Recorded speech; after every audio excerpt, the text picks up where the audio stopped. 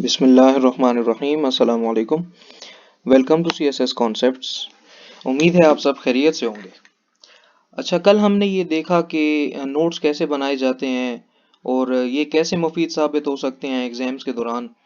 तो जिन्होंने वो वीडियो नहीं देखी, मैं उसका लिंक डिस्क्रिप्शन में डाल दूंगा, काइंडली वो फिर वहाँ से देख लें।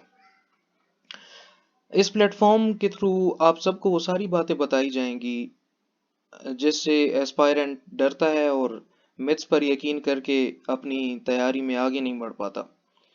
जो सीरियस एस्पायरेंट्स हैं उनके लिए तो मेरा ये मशवरा होगा कि वो किसी के प्लान्स को फॉलो ना करें और ना सोशल मीडिया के हर सीएसएस पेज को ज्वाइन करके उनकी बातों पर अमल करना शुरू कर दें।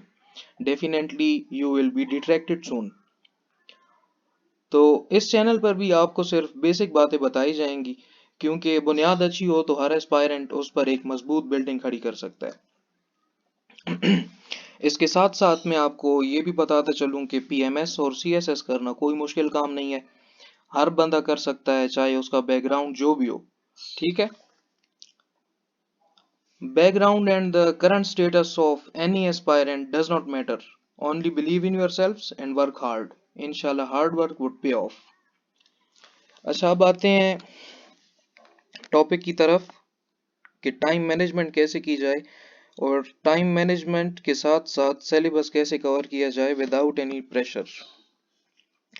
पहली बात तो ये है कि टाइम मैनेजमेंट और सिलेबस कवर करना वेरी करता है पर्सन टू पर्सन। ठीक है।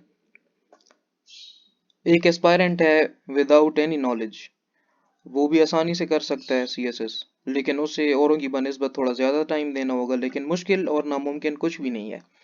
ये एस्पायरेंट अगर फारिग है, जॉब एक्सेट्रा नहीं है, तो 8-10 घंटे भी इनिशियली दे सकता है। इसमें वो अपनी हैबिट डेवलप करे, पढ़ने की डॉन पढ़े और ऐसे ही कुछ बुक्स वगैरह पढ़ ले कि उसकी इनिशियली हैबिट डेवलप हो।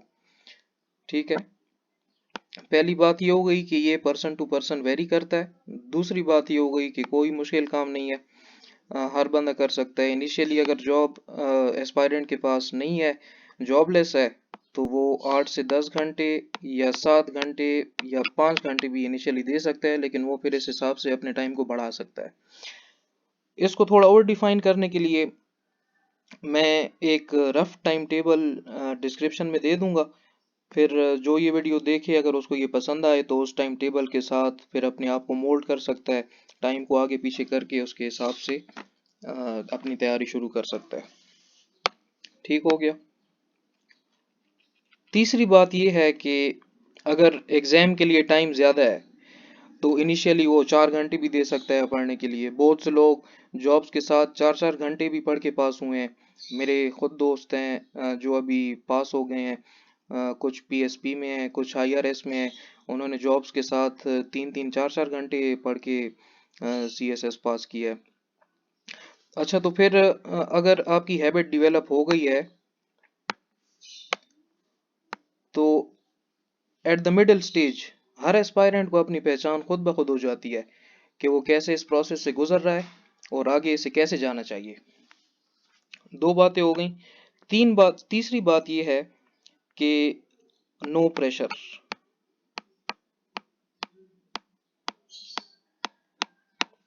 अगर प्रेशर लिया तो जो आपने टाइम टेबल बनाया हुआ है, जो आपकी टाइम मैनेजमेंट के हवाले से आप इस प्रोसेस से गुजर रहे हैं, वो एक्टिवली नहीं होगा जिस तरह और आपके मुकाबले में एक्टिवली कर रहे होंगे।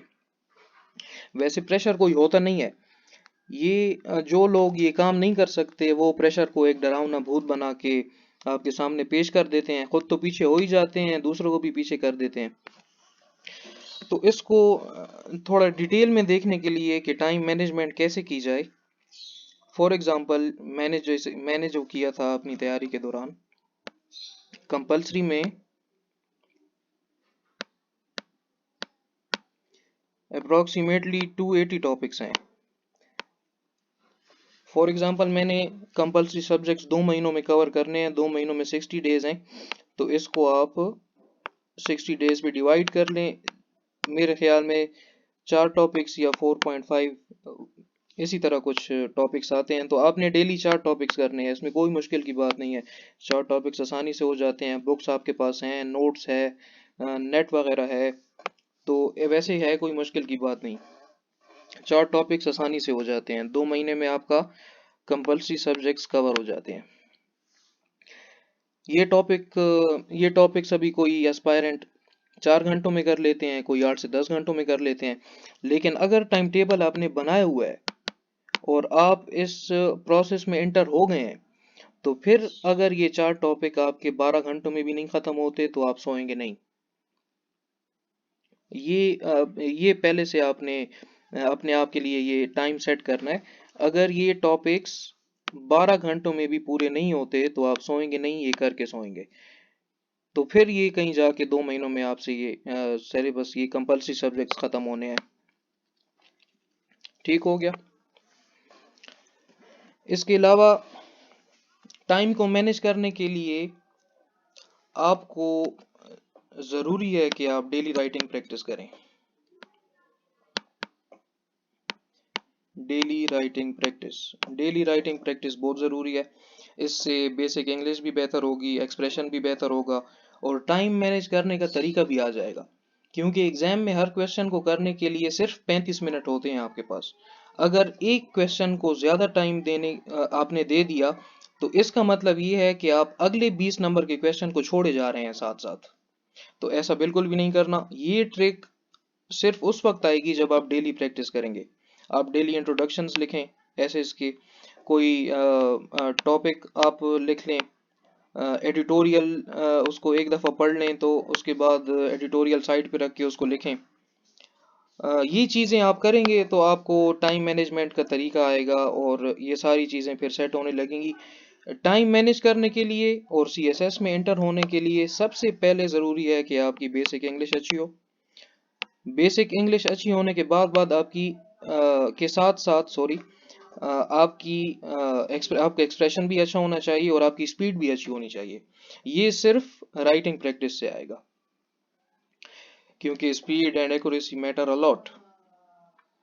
ये बातें मुझे किसी ने बताई नहीं थी, मैंने खुद एक्सपीरियंस की हैं और मैं अभी आपको ये बता रहा हूँ। इन बातों पर अमल करें। ये थी कुछ ज़रूरी बातें जो हर एस्पायरेंट्स को जानना ज़रूरी है। वर्क हार्ड एंड इंशाल्लाह success will itself come to you. मुझे अपनी दुआओं में याद रखें और अगले सेशन में मैं सोच रहा हूँ कि ऐसे और प्रेसिस के हवाले से डिटेल में सेशन करें इंशाल्लाह।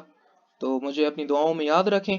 चैनल को सब्सक्राइब करें और कमेंट सेक्शन में अपने सवालात को पोस्ट करें।